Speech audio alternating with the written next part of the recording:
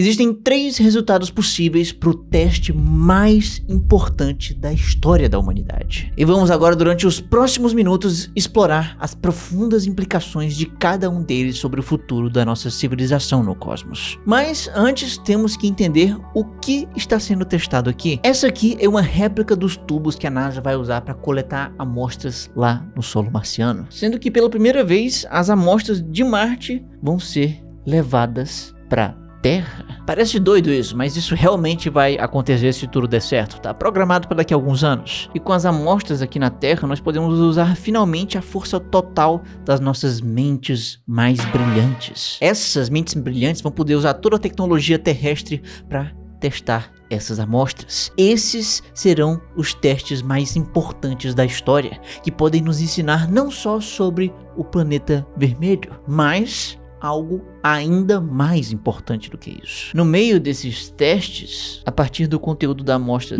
desse tubo, podemos ter um vislumbre do futuro da nossa espécie, que pode ser muito promissor ou catastrófico. E para entender melhor os possíveis destinos da humanidade, vamos representar o resultado desse teste com isso aqui. É uma placa de Petri. Uma placa de Petri é um simples recipiente de vidro que é usado para cultivar micro-organismos. Você abre a tampinha, você bota os micro-organismos dentro, depois fecha a tampinha. E estando estéril, sem nenhuma forma de vida, nós podemos, antes de adicionar qualquer coisa, botar alguns nutrientes. Então aqui temos um lugar estéril e com nutrientes. Um lugar sem competição e com muita comida. Esse então se torna o lugar ideal para a colonização de um micro-organismo. Então, de maneira ilustrativa, podemos dizer que você pode, por exemplo, pegar um cotonete e usar ele para poder fazer uma pequena raspagem aqui no tubo para coletar amostras. Aqui nós temos amostras de Marte. E aí você pega esse cotonete e esfrega ele bem aqui, numa placa de Petri estéril e com nutrientes. E aí com isso você depois fecha a sua placa de Petri e deixa ela lá, deixando o tempo agir e talvez a vida encontrar um jeito. Certo, então o tempo passou e nós temos então, enfim, um resultado. Bom, como vimos, de maneira simplificada, temos 3 possibilidades distintas. Aqui vamos representar cada uma delas com uma placa de Petri diferente. E com isso, vamos ver agora as implicações de cada uma dessas 3 possibilidades. Vamos começar por essa aqui, a primeira de todas. Se a gente abrir essa daqui, nós podemos descobrir que aqui tem nada. Isso significa então que aquele cotonete que foi esfregado naquele tubo contendo amostras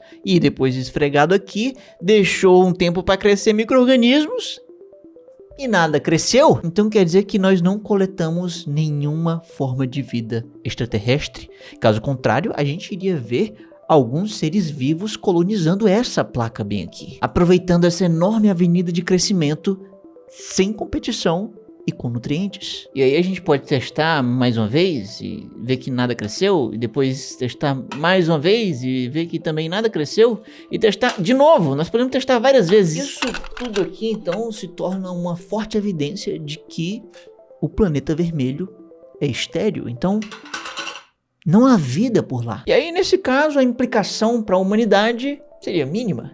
É apenas de que aparentemente nada muda. A Terra é a única casa conhecida da vida.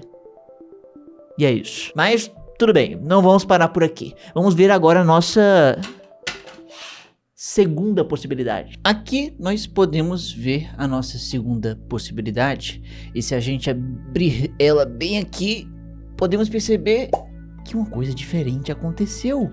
A vida aconteceu. Aquele cotonete acabou deixando um rastro de vida. E se de novo esses resultados aconteceram de novo e de novo, tudo isso então acaba significando que depois de séculos ou até milênios sonhando com isso, a humanidade enfim encontrou vida alienígena. Uau, impressionante. Mas que tipo de vida alienígena a gente está falando aqui? Quer dizer, essa vida alienígena ela pode ser de vários tipos. Pode ser, por exemplo, um extraterrestre totalmente diferente de nós, ou quem sabe, parecido com a vida aqui na Terra. E aí, para tirar essa dúvida, um teste de DNA poderia ser feito para investigar que seres são esses. E aí, nessa segunda possibilidade, vamos supor que estes seres de Marte são parecidos com os seres daqui da Terra. Talvez porque o DNA deles seja parecido com os terráqueos, talvez porque a sua membrana plasmática é parecida com a da gente, ou quem sabe porque os processos do seu metabolismo são parecidos com os do nosso planeta. Na verdade, essas semelhanças podem ser até tão bem investigadas que talvez seria possível supor que nada disso é por acaso, mas porque a vida marciana e a vida terrestre, na realidade, são parentes. Isso seria uma possibilidade incrível. Isso quer dizer, então, que a vida pode existir em 2 ou mais planetas, mas ter apenas uma única origem. E para entender isso, vamos fazer o seguinte. Veja, por exemplo, esse barbante aqui. Aqui seria, de uma forma extremamente simplificada, a árvore da vida da Terra, em que cada ramo é uma espécie ou grupo de espécies. Aqui contém todas as formas de vida terráqueas. Com isso, podemos dizer que estamos aqui no presente. E aí, para poder voltar no passado, temos que olhar em direção à base dessa árvore. Na base, havia menos espécies que foram se divergindo e se diversificando nas espécies atuais daqui do topo. E quem sabe, nem todas essas espécies podem tocar o topo. É claro que existe a extinção. Muitas espécies foram extintas e perdidas na imensidão do tempo. Com isso, o que nos restou foi essa árvore, que a vida começou bem aqui, lá no início, e foi divergindo, e foi se diversificando, e às vezes até perecendo no meio do caminho. Isso quer dizer então que nesse nozinho bem aqui, nós temos uma divergência de 2 espécies, uma falecida e outra do presente, mas é nesse momento bem aqui que temos um ancestral em comum que deu origem a esses 2 ramos. E aí, voltando ainda mais no tempo, encontramos um outro que deu origem a todos os ramos conhecidos. Esse seria o último ancestral comum da vida na Terra. E mais ainda embaixo temos a origem da vida, o começo de tudo. Porém, nessa possibilidade, Marte também tem uma árvore da vida. Então aqui temos a árvore da vida da Terra e a árvore da vida de Marte. E se a vida em Marte é aparentada com a vida na Terra, então significa que essas 2 árvores não são independentes. Elas estariam conectadas de alguma forma. Elas todas seriam parte de uma única árvore da vida. Agora, como é feita essa conexão nos vai dizer onde a vida surgiu, se foi na Terra ou se foi em Marte. E assim, sinceramente, meu primeiro impulso e o de muita gente seria dizer que a vida de Marte surgiu a partir da vida da Terra. Então a conexão seria mais ou menos assim: a vida começou aqui na Terra, mas aí houve uma ramificação para Marte. E enquanto isso, a vida se diversificou aqui. Ou seja, isso faria com que a árvore da vida marciana viesse inteiramente de um ramo da nossa árvore terrestre. O que faz sentido, já que, afinal de contas, o planeta vermelho é muito mais hostil para a vida. É tudo um deserto extremamente seco, gelado e com baixa pressão atmosférica. Sim, isso tudo aqui pode ser verdade, mas tem um detalhe. Isso não quer dizer que no passado as coisas eram assim. Marte pode ter sido já muito mais amigável à manutenção da vida, ou talvez mais ainda amigável ao surgimento da vida, talvez até mais do que na Terra. Então nós não sabemos ao certo como a vida surgiu, mas existem algumas hipóteses interessantes e elas podem acabar favorecendo Marte. E uma dessas hipóteses fala como a vida pode ter surgido não num vasto oceano, mas em pequenas poças d'água. Para visualizar isso legal, vamos voltar 3,5 a uns 4 bilhões de anos no passado. Vamos encontrar então a jovem Terra e o jovem Marte. Aqui seria como se fossem mapas planetários. E nesse momento esses 2 planetas não possuem vida alguma, mas ambos têm potencial para isso. E agora vamos ver quem tem mais potencial. Lembrando que a magia acontece em poças d'água aqui nessa hipótese. Então, vamos ver qual desses dois lugares podemos encontrar mais poças d'água. Aqui no nosso planeta, nós temos a sorte de ter uma área de superfície muito maior. Ela é 3,5 vezes, mais ou menos, maior do que Marte. E se a Terra tem mais área de superfície, então ela pode ter mais poças. Certo? Mais ou menos, porque existem, na verdade, algumas nuances que podem desbalancear esse cenário. Afinal, poças não podem existir em oceanos.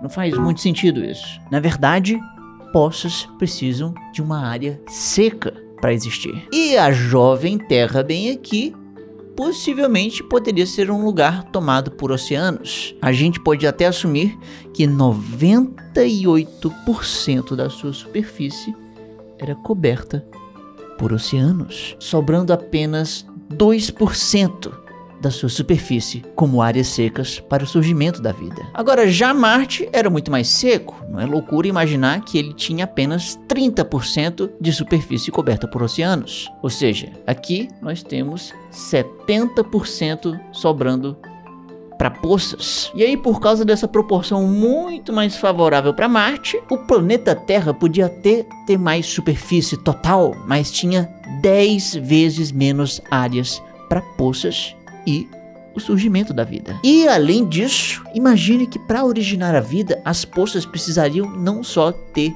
espaço, mas também tempo. Ou seja, se a poça se forma, mas pouco tempo depois ela é destruída impiedosamente, isso acaba dando pouca chance para desenvolver vida lá. Tá, então como que as poças podem ser simplesmente destruídas? Bom, em um planeta com a superfície mais ativa, com mais terremotos e vulcões alterando a paisagem. E esse era o caso da Jovem Terra. A Jovem Terra estava a todo momento se moldando e remodelando na sua superfície. Agora, já Marte, as coisas eram um pouco diferentes. No caso de Marte, poderia existir até um certo vulcanismo, mas ele era menorzinho, assim como esses terremotinhos. Então o Jovem Marte tinha uma superfície menos ativa, o que dava mais tempo para poças simplesmente ficarem lá de boas e talvez casualmente darem origem à vida. E além de tudo isso, não é difícil de imaginar que o Jovem Marte não só ofereceu mais espaço e mais tempo para as poças, mas também possivelmente ofereceu uma maior concentração de poças. E para entender o porquê disso, veja, por exemplo, essa imagem bem aqui. Aqui nós podemos ver o sistema solar como um todo, dando um destaque especial para esses pontinhos que são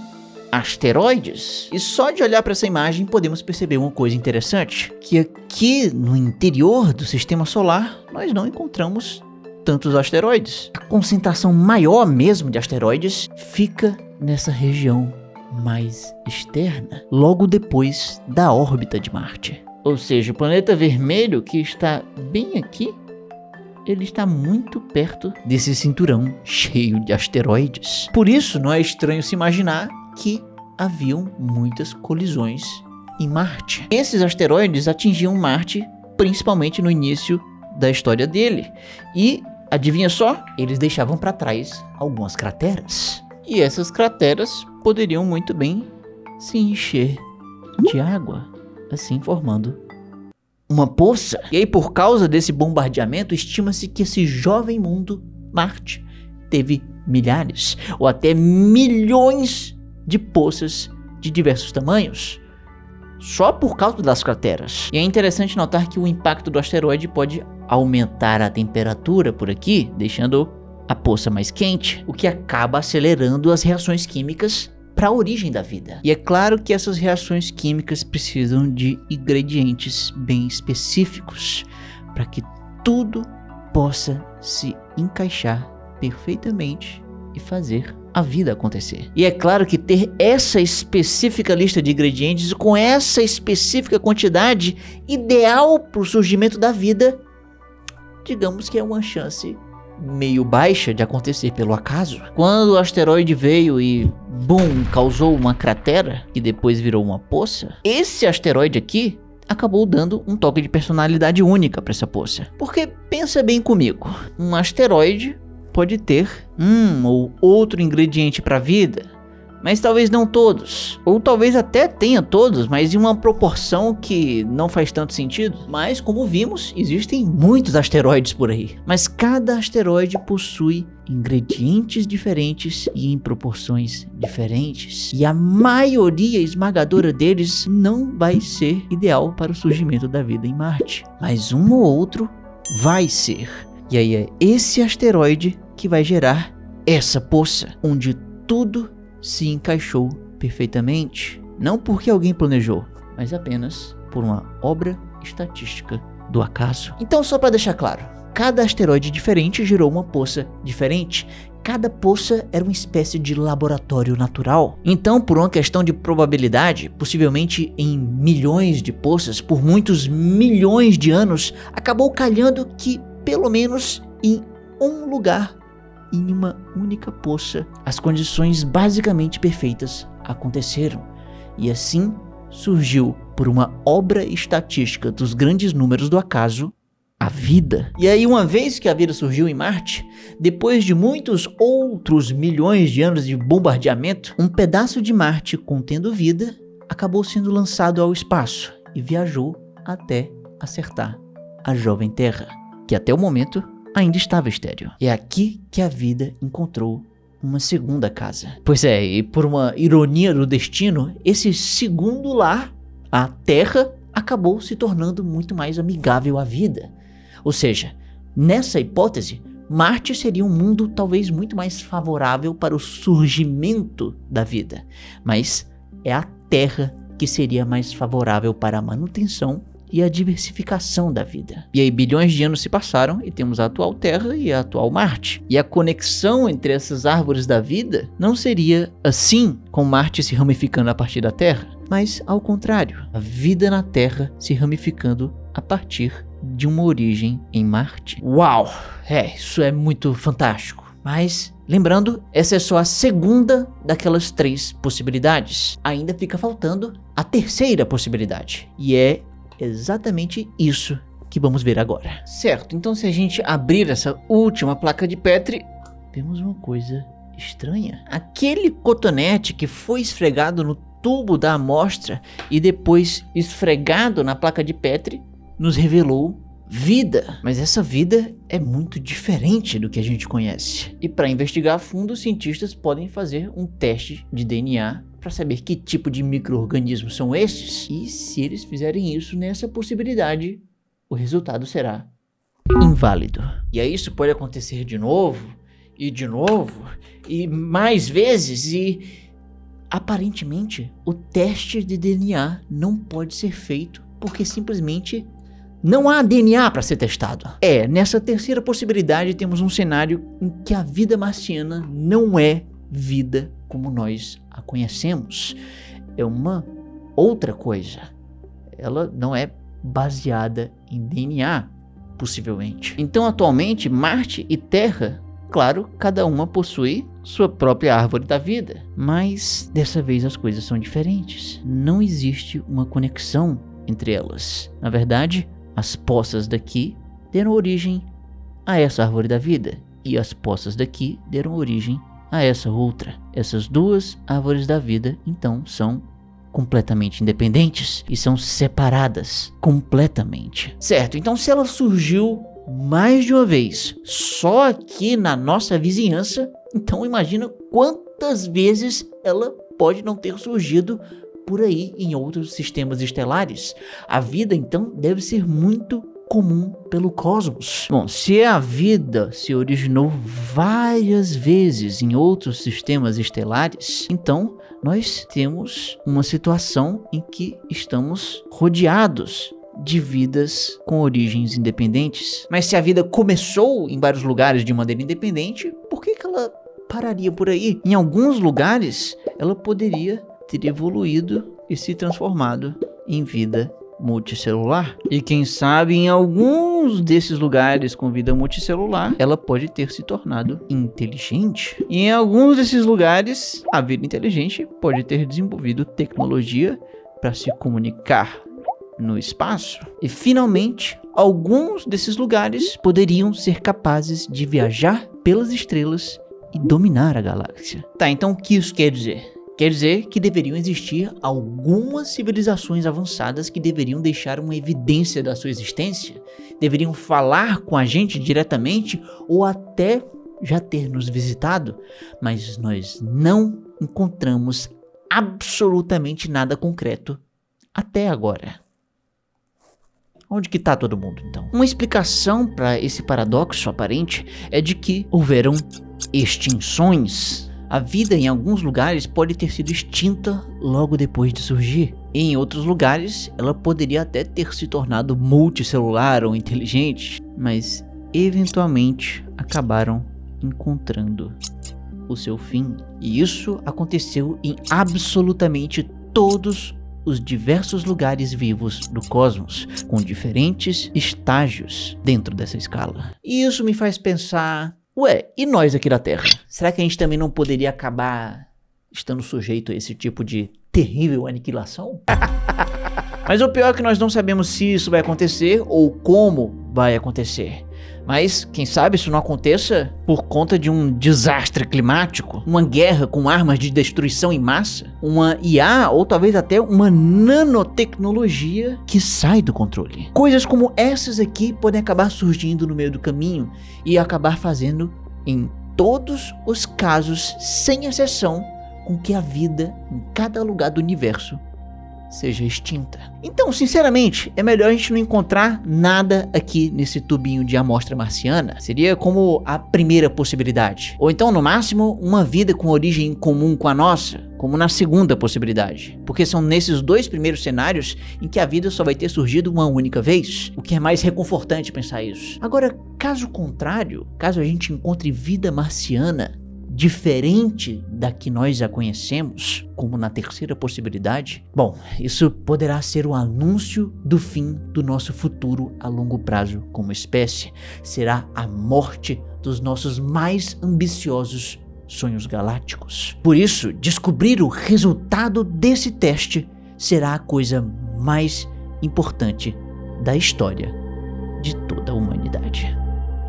E a humanidade foi um erro do universo. Agora, para saber por que isso, basta clicar bem aqui, no maior canal de ciência do Nordeste. E me siga nas minhas redes sociais para ver meus vídeos curtos. E não esquece que toda segunda, 6 horas da noite, temos lives agora nesse canal. Então, aproveita. E tchau!